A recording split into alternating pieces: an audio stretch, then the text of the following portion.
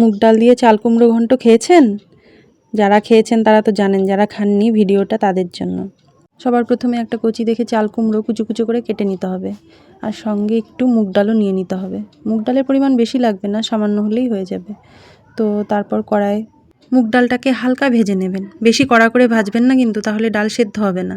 তারপর ওই কড়াতেই সর্ষের তেল দিয়ে একটা শুকনো লঙ্কা, তেজপাতা, সাদা জিরে ফোড়ন দিয়ে পরিমাণ মতো সাদা জিরে বাটারটা দিয়ে দিতে হবে।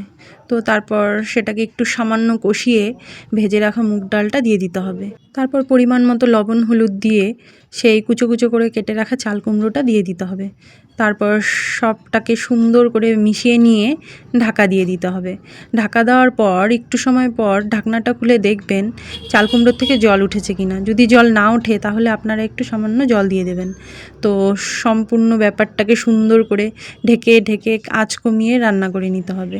যখন দেখবেন তরকারিটা প্রায় হয়ে এসছে, তার নামানোর আগে সামান্য চিনি আর একটু চালের গুঁড়ো দিলেই তৈরি চাল কুমড়ো ঘন্ট।